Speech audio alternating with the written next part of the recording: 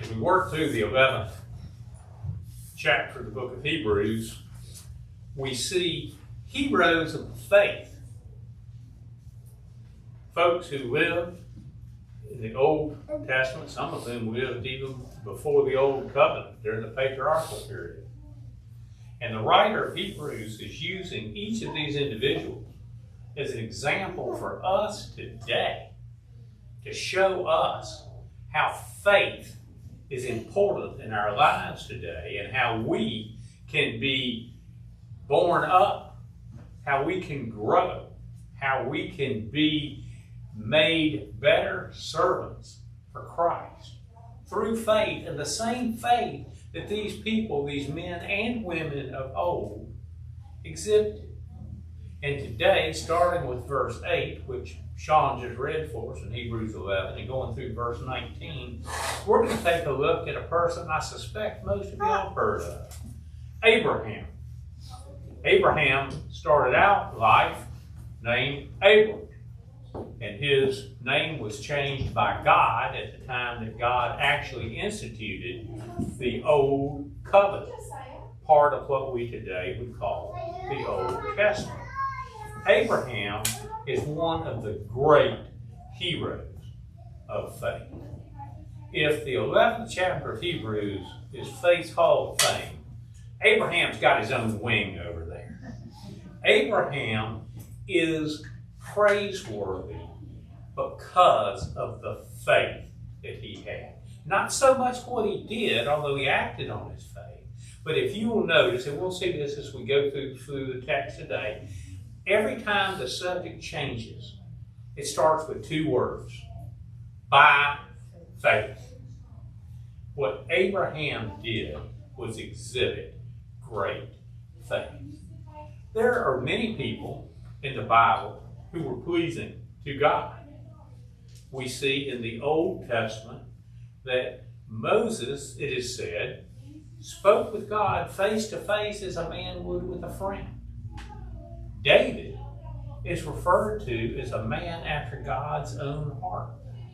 But do you know the only person ever referred to specifically as being a friend of God was Abraham?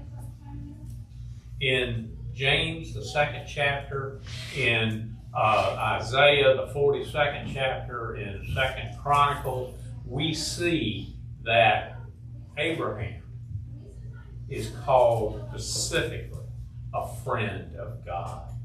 Can you even imagine? How great is it to have a friend? I don't mean an acquaintance. I don't mean just somebody you know. I mean a person who is truly a friend. A friend that sticks closer than a brother. A person that you can count on in thick and in thin. A person who's going to be there for you, and a person for whom you will also be there. It's great to have friends. My grandfather used to say that you should always have 6 friends at any given point in time. And if you think about that, some of us who are older, you know what we're talking about. We're talking about pallbearers. Somebody died. Granddaddy said you had to have 6 friends so they could carry you out. Well, I think maybe that doesn't apply as much today as it did then, but his point's still the same. If we have even a few friends, we are very blessed. But no matter how good an earthly friend you have, I'm just going to tell you, this is sort of the Debbie Downer part of the sermon. People are going to let you down. I'll let you down. You'll let me down. Because we're fallible human beings. But the one who will never, ever fail us is God.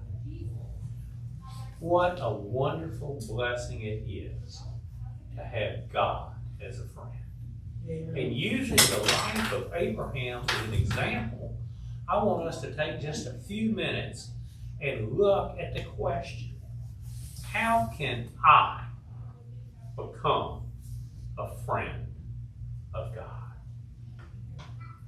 First thing is that we need to have faith that's prepared to follow directions. That's verse 8, which Sean just read for us in our text. And I want you to pick up on a phrase in that 8th verse. Abraham obeyed and went, listen to this now, even though he did not know where he was going. If you know where you're going, I mean, I guess it still takes some faith. You got to have faith that car will still run, or you won't fall in a hole and break your ankle, or you won't get, attacked on the way or something. But basically, when you know where you're going, that doesn't take quite as much faith to head out. But when God says, I want you to go, and he doesn't tell you where you're going, now that's a whole new level of faith. I'm going to tell you, God will often say, get moving before he tells you where you're going. Most of us came here today in an automobile, a pickup truck or car or something. And when you go out to your car, you're going to be faced north or south or east or west, depending on where you backed in those ways, whether you parked in the front or on the side. And I think about this. Sit in your car, crank it up, take your steering wheel and turn it all the way to the right. And look and see where your car's going. Now turn your wheel back all the way to the left. See which way your car's going. I got a prediction for you. It's going to be headed the same direction you were when you got in it. That car's not going to move until it starts moving. It's not going to change direction until you start moving. If the car's moving and you turn your wheel to the left, you're going to go to the left. If the car's moving and you turn your wheel to the right, you're going to go to the right. But the direction's not going to change until you start moving. We need, by faith, to be willing to take that first step. In Sunday school this morning, we talked about the Israelites crossing the Jordan River led by Joshua. And unlike the parting of the Red Sea, which God parted before anybody took a step, when God parted the Jordan River to enter Canaan, the promised land, God told the people to step in the water. Takes some more faith right there. God says, I will clear the way, but you have to get moving first. And we need, if we want to become friends of God, by faith, to be willing to move.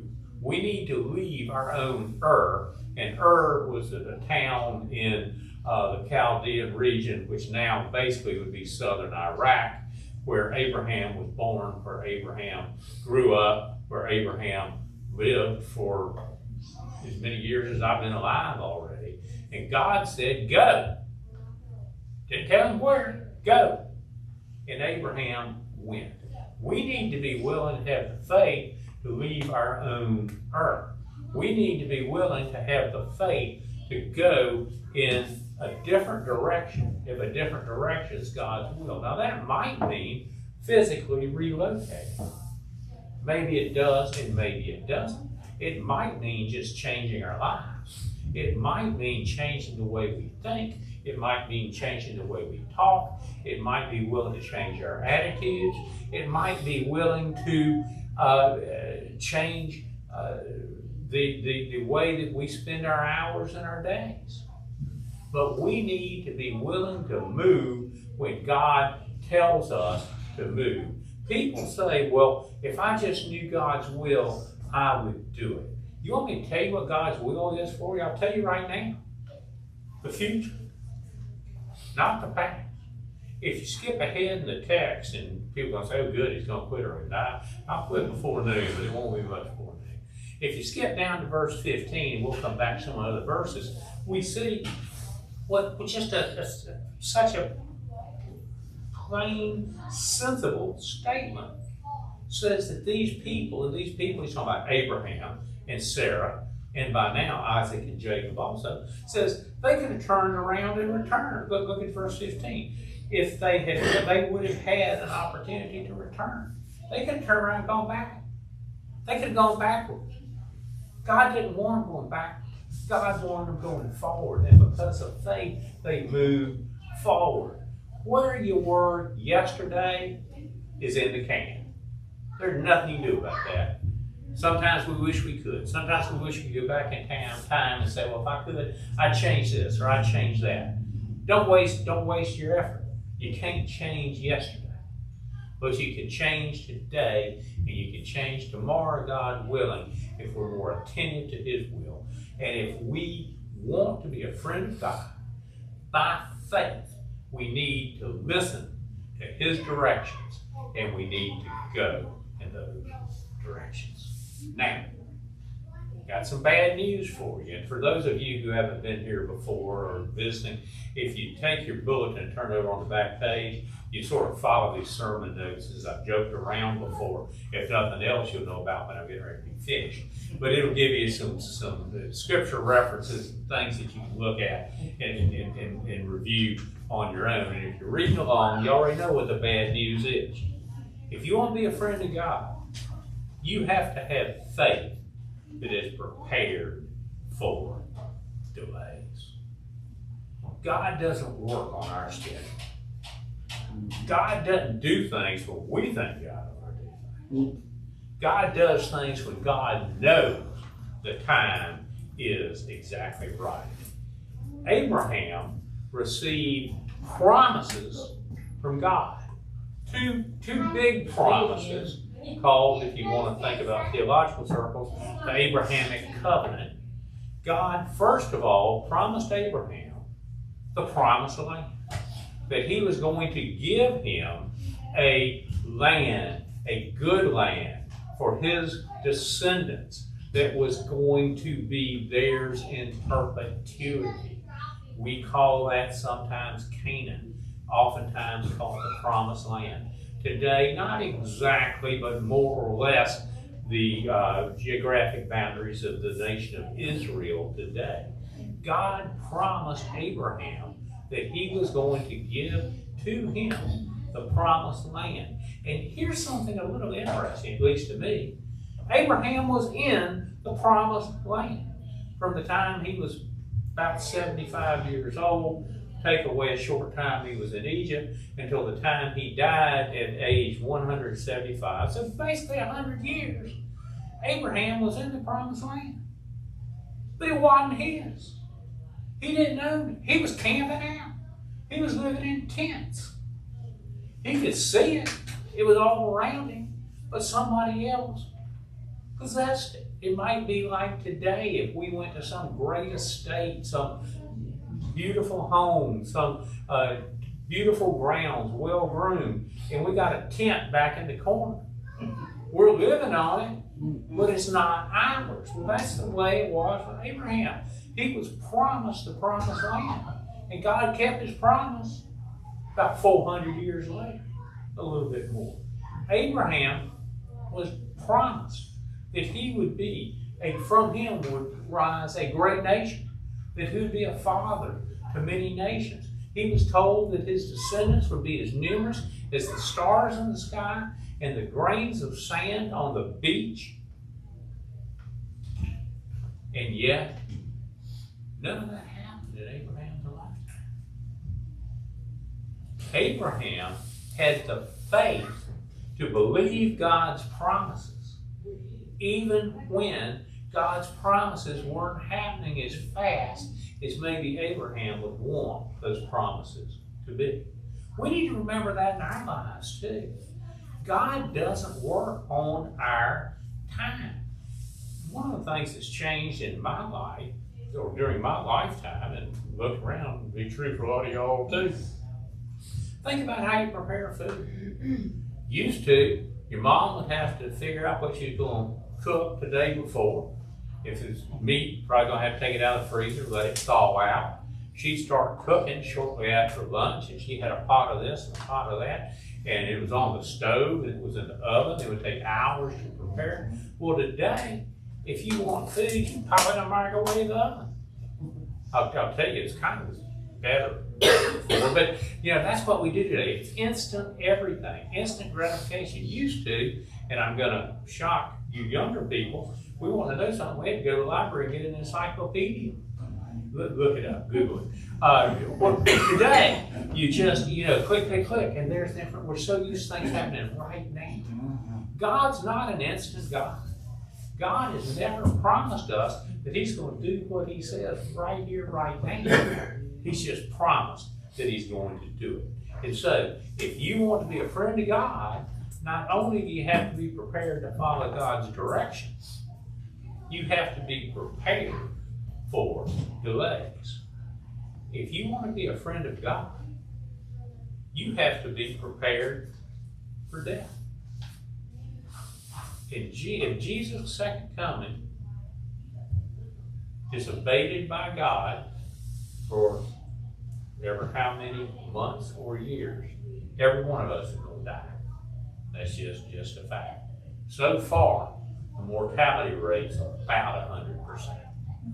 Went to a funeral yesterday. I go to a lot more funerals than dead people. I think that's a product of my age and my friend's age. But people die. You don't have a choice about that. But here's the choice you have. Are you going to be prepared for death? Or you're not going to be prepared? I suspect if people have a moment before they die to consider, many people think, I wish I'd have prepared better. I wish I would have done this, or I wish I'd have done that.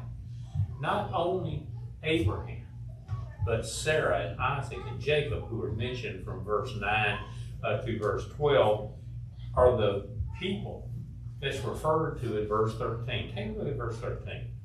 All these people were still living by faith when they died. Abraham was faithful unto death. Talk a lot about my age. Many of my friends are retiring these days. People have had a career. They've done what they've done for a livelihood for 40, 45 years, and they're reaching a point of retirement. People, well, all my friends that were school teachers retired a long time ago, but people who've had this job or had that job, they're retiring, they're winding down, they're getting older, they're getting more tired, they don't have to work anymore, they don't want to work anymore, so they retire. Excellent. But you know what you never retire from? You never retire from serving God. I don't care how old you are, I don't care how young you are.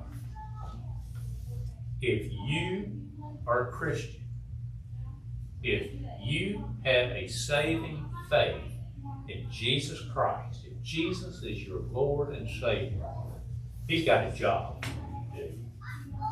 And you don't reach retirement age. You don't reach a point when there's nothing else to do. In the New Testament, 2 Timothy, the 4th chapter, verse 7, Paul is literally in his last days. He's literally to the point where he is about to be executed, decapitated by the Roman government. And Paul, writing to Timothy, says he has fought the good fight. He's finished the race. And listen to these last words. He has kept the faith. See that word keep popping up again? Faith isn't something we grow out of. Faith isn't something we graduate from. We talked about this some last week. There's no next step after you have faith. Faith is the beginning of a right relationship. Faith sustains us throughout a right relationship. And until we take our last breath, faith is what enables us to remain a friend of God. Some roads are longer, some roads are shorter. Not to be terribly personal, but all of y'all know is a year ago, just a few days beyond a year, that our granddaughter Anna died. Anna died of brain cancer. Anna died a faithful servant of Jesus until the day before her death. Anna was still sharing her faith and still sharing her testimony. Her road was relatively short, 19 years. The oldest person I personally know who is a Christian is a lady that's 103 years old. And she is still sharing her faith actively. Well, that covers a pretty good little span of time right there. And I know a lot of people in between. No matter how long or how short your walk of faith with God may be, remember this: we are not at the end of God's path until we get to heaven. Up until the last breath that we take on this earth, we need to remain faithful. We need to remain faithful unto death. And our faith will increase. Faith is a little bit like a muscle. If you want to get stronger, if you want your muscles to be stronger, what do? You exercise those muscles. You lift weights. If you want to get faster, you run more, and you exercise and you work out and you develop that strength so that after you've been doing it for weeks and months and years, you realize, I'm a lot stronger than I used to be. If you want your faith to be stronger, exercise your faith. Those of us who are older ought to have a lot more faith, a stronger faith, than those who are younger. Now, a lot of times we don't, but we should, because ever how long that road may be, until the day we die, we need to be exercising our faith. So if we want to be a friend of God, we need to have faith that's prepared to follow God's directions. We need to have a faith that's prepared for delays. We need to have a faith that's prepared for death. And lastly, we have to have a faith that's prepared for disappointments. People who know something about the Bible, but maybe not a deep knowledge, if they hear about Abraham, I think the thing that most people would think about Abraham, if they don't really know anything else, is Abraham and Isaac. Abraham was given his son Isaac some 25 years after Isaac was promised. Abraham was an old man. I love the phrase that we see in verse 12 of our text. He was as good as dead. Now, he ended up living 75 years longer, but he's an old man. And through a miracle of God, he is blessed with a son of promise. And now God says to Abraham, I want you to sacrifice your son of promise. Now, God stayed his hand. It didn't happen. But God wanted to see if Abraham was willing to do that. What a disappointment that had to be. You wait for 100 years to have the son of promise? We'll have waited 25 years, I guess. You're 100 years old. You had the son of promise, and Isaac was a little kid. He was big enough he carried the wood up the mountain. We'll talk about Isaac's faith more next week, but Isaac had him some faith too. And Abraham was willing to trust God. How unfair it may have seemed. How easy would it have been for Abraham to question God? Well, a lot of things in our lives seem unfair. Things happen to us a lot of times that we say, that just can't be right. Why would God let that happen to me? Well, bless your heart. A lot of times we don't give the devil enough credit. A lot of times we don't realize that the devil is the one who's causing our problems. And to be blunt, a lot of times we don't stop and realize we're causing our own problems a lot of times. I preached a sermon some number of weeks ago on choices have consequences. But when we see things in our spiritual walk that seem unfair to us, don't focus on what seems to be unfair, but like Abraham, focus on God's power. People say, well, how could Abraham have been willing to sacrifice his own son? The Bible tells us an answer. Look at verse 19. Abraham reasoned that God could even raise the dead. God had given Isaac to Abraham one time when human biology couldn't possibly explain it. And Abraham, by faith, understood that if God decided that's the way it would be, God gave him to him the second time. That God could raise from the dead. And when we see things that seem like problems to us, we have disappointments in our lives. We have disappointments in our spiritual walk. Don't focus on the disappointment. Focus on the power of God. Romans, the 8th chapter, verse 28, one of my favorite verses in the Bible, tells us that we know that God works for the good of those who love Him.